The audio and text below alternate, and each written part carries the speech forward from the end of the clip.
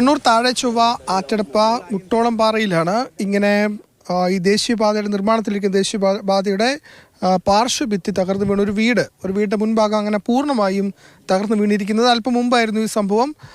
ഈ ദേശീയപാത നിർമ്മാണത്തിൻ്റെ ഭാഗമായി ഈ വീടിന് അരികിൽ വരെ ഈ മണ്ണെടുത്തിരുന്നു. വലിയ ഏതാണ്ട് 35 അടിയോളം താഴ്ചയുണ്ട്. എന്നാൽ ഇത് സിമെൻ്റ് ഇട്ട് നിർമ്മാണ പ്രവർത്തനമൊക്കെ തന്നെ നടക്കുകയായിരുന്നു. ഏതാണ്ട് ഒരാഴ്ച മുമ്പ് തന്നെ 3-4 ദിവസം മുൻപ് തന്നെ ഈ വീട്ടുകാർ ഇവിടെ നിന്നും, കാരണം വീടിനുള്ളിൽ വിള്ളലുകളൊക്കെ തന്നെ രൂപപ്പെട്ടതിനെ തുടർന്ന് അവരവിടെ നിന്നും സ്ഥലം മാറി മറ്റൊരു വാടക വീട്ടിലേക്ക് പോയി. നേരത്തെ തഹസിൽദാരൊക്കെ ഇവിടെ എത്തി ഇടപെടലൊക്കെ നടത്തിയിരുന്നു.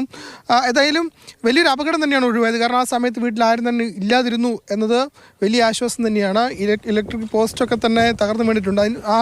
അതൊരു റോഡാണ്. ആ വീടിന് തൊട്ട് മുൻപിൽ കൂടെ റോഡുണ്ടായിരുന്നു. ആ റോഡും തകർന്നു വീണിട്ടുണ്ട്. ഈ കനത്ത മഴ, ഇന്നേതായാലും നല്ല മഴയൊക്കെ ഉണ്ടായിരുന്നു. പക്ഷേ നേരത്തെ തന്നെ ഇത്തരത്തിൽ ഈ പ്രദേശത്ത് വിള്ളലുകളൊക്കെ രൂപപ്പെട്ടതാണ്. ചേട്ടാ, എങ്ങനെയാണ് ഇത് സംഭവിച്ചത്?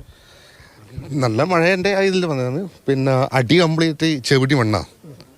പിന്നെ അങ്ങ് മുകളിലെ ഭാഗത്തുനിന്ന് കംപ്ലീറ്റ് വെള്ളം കംപ്ലീറ്റ് ശക്തമായ വെള്ളം ഇവിടെയാണ് വന്ന് വീഴുന്നത്. അതിലാണ് ഇത് ഇടിയാനുള്ള മെയിൻ കാരണം. ആ വെള്ളത്തിനെ പാസ് ചെയ്ത് വിടാൻ വേണ്ടിയിട്ട് നമ്മൾ ഫസ്റ്റത്തെ മഴയിൽ നമ്മൾ പറഞ്ഞതാണ്. അവർ ചെയ്തിട്ടില്ല. ഈ വിള്ളൽ വീണതിന് ശേഷമാണ് അവർ കോൺക്രീറ്റ് ചെയ്ത് അവിടെ മതിൽ പോലെ കെട്ടി വെള്ളത്തിന് അങ്ങോട്ടേക്ക് വിട്ടത്. പിന്നെ കൂടുതലായിട്ട് വെള്ളം ഇവിടെ വന്ന് വീഴുന്നു അതിൽ സംഭവിച്ചത്. ഉച്ച കഴിഞ്ഞാണ് ഈ സംഭവം നടന്നത്. ആ സമയത്ത് ഏതായാലും വീട്ടുകാർ ഒന്നും തന്നെ ഇവിടെ ഇല്ലായിരുന്നു എന്നത് ആശ്വാസകരം തന്നെയാണ്. ഏതായാലും ഈ വീട്ടിലുള്ളവർ മാറിയിരുന്നു. ഒപ്പം തന്നെ ഈ വീട്ടുകാർക്ക് മറ്റൊരു സ്ഥലവും വീടും ഒക്കെ തന്നെ നൽകാമെന്ന ഉറപ്പ് നേരത്തെ തന്നെ ദേശീയപാത നൽകിയിരുന്നു എന്നതാണ് നാട്ടുകാരടക്കം പറയുന്നത്. കണ്ണൂരിൽ നിന്നും ഷാജു ചന്ദ്രപുരയ്ക്കൊപ്പം ഫെലിക്സ് മാതൃഭൂമി.